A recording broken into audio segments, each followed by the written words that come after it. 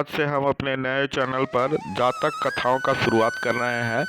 जातक कथाएं भगवान बुद्ध के पुनर्जन्म पर आधारित है। मतलब कि पिछले जन्मों में भगवान बुद्ध किस प्रकार से अपना जीवन व्यतीत करते थे और उन्होंने विभिन्न प्रकार की लीलाएं की है और हम लोगों को किस प्रकार से अच्छी शिक्षाएं प्रदान की है अपने कर्मों के द्वारा, उन्हें हम जातक कथाओं के रूप में जो है जानते हैं। यह बुद्ध धर्म मानने वालों के लिए बहुत ही उपयोगी है। साथ ही अन्य जो भी लोग जो हैं वो भी इससे लाभान्वित होते रहे हैं। हम लोग बचपन से ही जातक कथाएं सुनते आ रहे हैं और यह भारतीय जीवन और दर्शन को भी दर्शाता है। इस कड़ी में हम लोग प्रथम कहानी के रूप में बंजारा कहानी जो है से आरंभ इसका करने जा रहे हैं। अतीत काल में काशी देश में वाराणसी नाम का एक नगर था। उसमें राजा ब्रह्मदत्त राज्य करता था। बोधिसत्व उस समय एक बंजारे के घर में पैदा हुए थे। आयु प्राप्त होने पर उन्होंने व्यापार करना शुरू किया।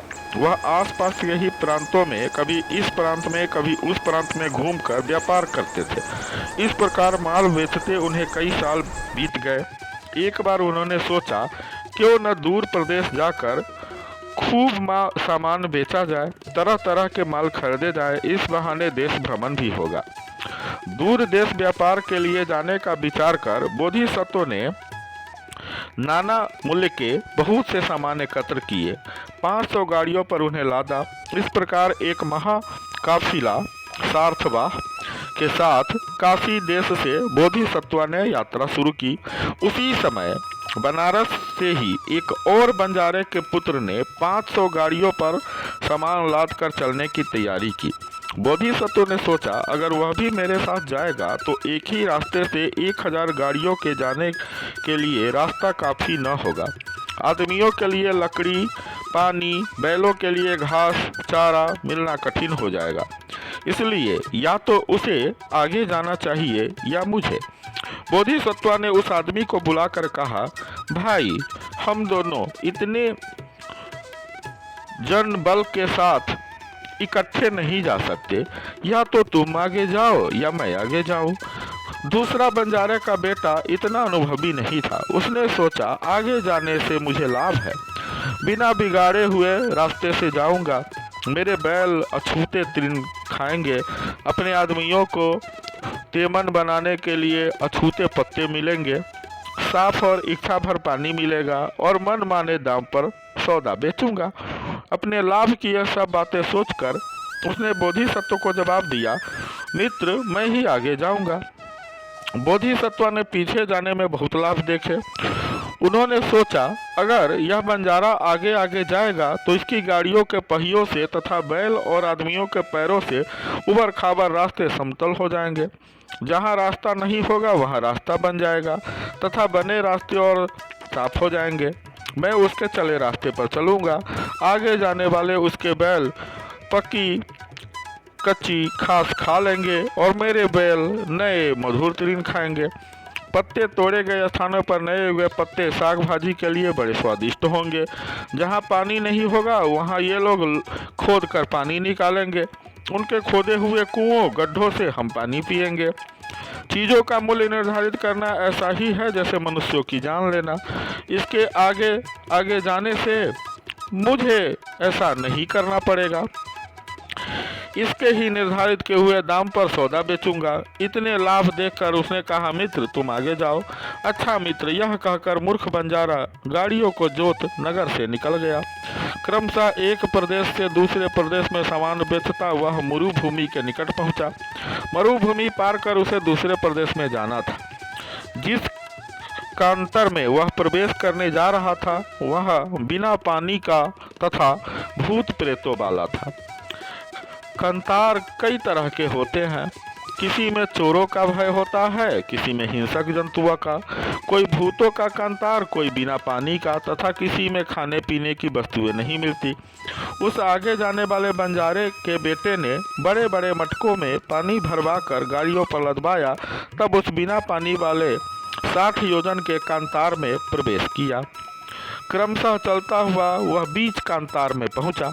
उस कांतार में रहने वाले दैत्यों ने सोचा, यदि हम इसके पानी के मटके किसी तरह फेंकवा दें तो ये लोग पानी के बिना कमज़ोर पड़ जाएंगे, न आगे जा सकेंगे न पीछे लौट सकेंगे, तब हम इनको बड़ी आसानी से खा सकेंगे। यह सोचकर दैत्यों के सरदार ने सफ़ेद रंग के तरुण बैलों को सुंदर सुंदर गाड़ियों में जुतवाया। धनुष, तरकस, ढाल, तलवार आदि 5 शस्त्रों को धारण किया। नीले और सफ़ेद कमलों की मालाएं गले में पहनी।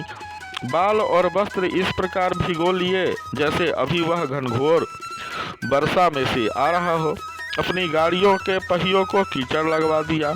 तब अपने और आदमियों के साथ आगे रथ पर बैठकर राजा की तरह बंजारे के सामने दूर से आता हुआ दिखाई दिया।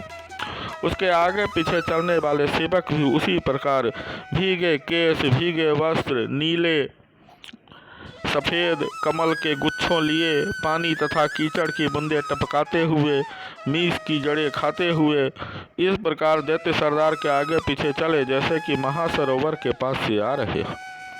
रेगिस्तान का बालू गर्म हो जाता तथा हवा धू धू करके चलती थी। भयानक हवा कभी आगे से चलती कभी पीछे से चलती। जब आगे की हवा चलती तो बंजारा अपना रथ आगे करके चलता था, नौकर चाकरों से धूल हटवाता चलता था। जब पीछे की हवा चलती तो अपना रथ पीछे करके धूल हटवाता चलता था। उस समय सामने की हवा थी, इसलिए बंजारा आगे आगे जा रहा था। जब दैत्य बंजारे के निकट पहुंचा तो उसने अपना रथ रास्ते से एक और कर लिया। आमना सामना होने पर उसने पूछा, कहाँ जाते हो? फिर उसका निर्दिष्ट स्थान जानकर कुशल क्षेम की बातचीत की। बंजारे ने भी अपने रथ को रास्ते से एक और कर लिया। गाड़ियों को जाने का रास्ता देखकर दैत्य से बोला, जी हम बनारस से आते हैं, सौदा बेचने जा रहे हैं। यह जो आप लोग उत्पल कुमुद धारण किए हैं, पद्म पुंडरीक हाथ में लिए हैं, पानी से लथपथ बूंदे चुआते, मीस की जड़ें खाते आ रहे हैं, इससे तो मालूम पड़ता है कि आगे रास्ते में वर्षा हो रही है और उत्पल आदि से ढके सरोवर है। बंजारे ने जिज्ञासा की, जी हाँ, यह तो बिल्कुल सही बात है। यह देखिए न, सामने जो हरे रंग की वन पाती दिखाई दे रही है, उसके आगे के सारे जंगल में मूसलाधार वर्षा हो रही है। पहाड़ की दरारें भरी हुई है, जगह जगह पद्म आदि से पूर्ण जलाशय। गाड़ियों में क्या क्या सौदा जा रहा है? दैत्य ने पुनः प्रश्न किया। यहीं किसी में काशी के वस्त्र है, किसी में खाने की चीजें हैं, किसी में अन्य सामान है, और इस पिछली गाड़ी में तो बहुत भारी सामान लदा है। भला क्या होगा उसमें? जी उसमें पानी है। मगर अब आपको पानी का क्या प्रयोजन है? अभी ले आए सो तो ठीक किया, मगर इससे आगे तो इफरात पानी है। मटकों का पानी गिराकर तुम सुख से क्यों नहीं जाते? इस प्रकार की बातचीत कर और आप चाहिए, हमें देर हो रही है, कहकर दैत्य चला गया। कुछ दूर जाकर वह आंखों से ओझल हो गया और अपने नगर पहुंच गया। उस मूर्ख बंजारे ने अपनी मूर्खता के कारण दैत्य की बात मान ली। चुल्लू भर भी पानी बिना शेष रखे सब मटके फुड़वा दिए। तब गाड़ियां हकबाई। कुछ दूर जाने पर आदमियों को प्यास लगी, मगर उन्हें कहीं भी पानी नहीं मिला। वह सूर्यास्त तक चलते रहे, शाम तक पानी न मिला। आखिरकार बैलों को खोल गाड़ियों को घेरा बना, बैलों को गाड़ियों के पहियों से बांध दिया। न बैलों को पानी मिला, न मनुष्यों को भोजन। मनुष्य जहाँ तहाँ तड़प कर सो रहे। पानी के बिना वो अत्यंत दुर्बल हो गए। रात होने पर दैत्य नगर से बाहर आए। उन्होंने सब बैलों तथा मनुष्यों को मार कर खा गया, हड्डियां वहीं छोड़कर चले गए। इस प्रकार वह बंजारे का पुत्र अपनी मूर्खता के कारण अपना धन सहित सब कुछ नाश कर बैठा। उनकी हाथ आदि की हड्डियां इधर उधर बिखर गई। 500 गाड़ियां जैसी की तैसी खड़ी रही। उस मूर्ख बंजारे के चले जाने के आधा मास बीतने के बाद बोधिसत्वा भी 500 गाड़ियों के साथ नगर से निकले। क्रमशः चलते हुए उसी कांतार के मुख पर पहुँचे, जहाँ उन्होंने पानी के मटकों में बहुत सा पानी भर लिया। अपने तंबुओं में ढिढोरा पिटवा आदमियों को एकत्र किया। उनको हिदायत दी कि बिना मुझसे पूछे एक चुल्लू भर पानी भी नहीं काम में नहीं लाना है। जंगल में विषैले वृक्ष भी होते हैं, इसलिए किसी ऐसे पत्ते, फूल या फल को जिसे पहले न खाया हो, बिना मुझसे पूछे कोई न खाए। इस प्रकार आदमियों को ताकीद कर 500 गाड़ियों के साथ मरुभूमि की ओर बढ़े। जब वे मरुभूमि के मध्य में पहुंचे तब उस दैत्य ने दूर से उनको आते देखा। वह पहले की भांति राजा का कपट रूप बनाकर बोधिसत्व के मार्ग में प्रकट हुआ। बोधिसत्व ने उसे देखते ही पहचान लिया और मन में सोचने लगे, इस मरुभूमि में जल नहीं है, इसका नाम ही निर्जल का अंतार है। यह पुरुष निर्भय दिखाई देता है, इसकी आंखें लाल है, पृथ्वी पर इसकी छाया तक नहीं दिखाई पड़ती। निस्संदेह इसने आगे गए मूर्ख बंजारे का सब पानी फिकवा उन्हें पीड़ित कर मंडली सहित खा लिया होगा, लेकिन यह मेरी पंडिताई तथा चतुराई को नहीं जानता। बोधिसत्व ने दैत्य से कहा, तुम जाओ, हम व्यापारी लोग बिना दूसरा पानी देखे पहला पानी नहीं फेंकते। जहाँ दूसरा पानी दिखाई देगा वहाँ हम पानी को फेंकवा गाड़ियों को हल्का कर चल देंगे। दैत्य थोड़ी दूर जाकर अंतर्धान हो अपने नगर को चला गया। उसके चले जाने पर आदमियों ने बोधिसत्व से पूछा, अरे यह मनुष्य कह रहा था कि यह जो हरे रंग वाली बनपाती दिखाई देती है उसके आगे मूसलाधार वर्षा हो रही है। ये लोग उत्पल कुमुद आदि की मालाएं धारण किए थे, पद्म पुंडरीक के गुच्छे हाथों में लिए थे, जिनकी जड़ें वे खा रहे थे, उनके वस्त्र पानी से लथपथ थे, इसलिए आगे पानी जरूर होगा, हम पानी फेंक दे गाड़ियों को हल्का कर चले। बोधिसत्व ने उनकी बात सुनकर सब गाड़ियों को रुकवा मनुष्यों को एकत्र कराया। उन्होंने पूछा, क्या तुमने से किसी ने इस कांतार में तालाब अथवा कोई पुष्करणी होने की बात कभी पहले सुनी थी? नहीं यारे, यही सुना था कि यह निर्जल कांतार है। अब कुछ मनुष्य कहते हैं कि इस हरे रंग की बनपाती के उस पार वर्षा हो रही है। अच्छा, तो वर्षा की हवा कितनी दूर तक चलती है? अरे योजन भर। क्या किसी एक भी आदमी के शरीर को वर्षा की हवा लग रही है? अरे नहीं। काले बादल कितनी दूर तक दिखाई देते हैं? अरे योजन भर। क्या किसी को एक भी बादल दिखाई दे रहा है? नहीं।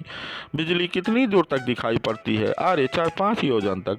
क्या किसी को बिजली का प्रकाश दिखाई पड़ता है? अरे नहीं। बादल की गरज कितनी दूर तक सुनाई देती है? अरे 1-2 योजन भर। क्या किसी को बादल की गरज सुनाई दी है? अरे नहीं। तो सुनो, ये मनुष्य नहीं दैत्य है, ये हमारा पानी फिकवा कर हमें दुर्बल कर खाने आए होंगे। तुम देखोगे कि आगे जाने वाले बंजारे के हुए उसका पानी फिकवा कर अवश्य खा गए होंगे। उसकी 500 गाड़ियाँ जैसी की तैसी खड़ी होगी। वह बंजारे का पुत्र उपाय कुशल नहीं था। अगर आज तुम उसे रास्ते में देखोगे, इसलिए चुल्लू भर भी पानी बिना फेंके गाड़ियों को हाँको। आगे पहुंचकर बोधिसत्व ने 500 गाड़ियों की जैसी की तैसी पाया। बैलों तथा आदमियों की हड्डियां इधर उधर बिखरी देखी। उससे कुछ दूर बोधिसत्व ने गाड़ियां खुलवा दी। गाड़ियों के इर्द गिर्द घेरे में तंबू बनवा दिए। दिन रहते ही आदमियों और बैलों को शाम का भोजन खिलाया। मनुष्यों के घेरे के बीच बैलों को बंधवाया। कुछ मनुष्यों के हाथ खंजर लिए स्वयं रात्रि के 3 पहर पहरा देते खड़े रहे। तड़के बैलों को खुलवाया। कमजोर गाड़ियों को छोड़ उनकी जगह पहले बंजारे की मजबूत गाड़ियां ली। कम कीमत का सौदा छोड़ उसकी जगह अधिक दाम वाला सौदा किया। तब बैलों को गाड़ियों में जोत कर आगे चले। सामान को दुगुने तिगुने दाम पर बेचकर सारी मंडली के साथ खुशी खुशी अपने नगर लौट आए। यह जातक की पहली कहानी बंजारा थी। मित्रों, आपको यह कैसा लगा? सभी से आग्रह है कि चैनल को लाइक सब्सक्राइब जरूर करें और बेल बटन को दबाएं। ऐसे ही कहानियाँ आपको रोज सुनने को मिलेगी। धन्यवाद।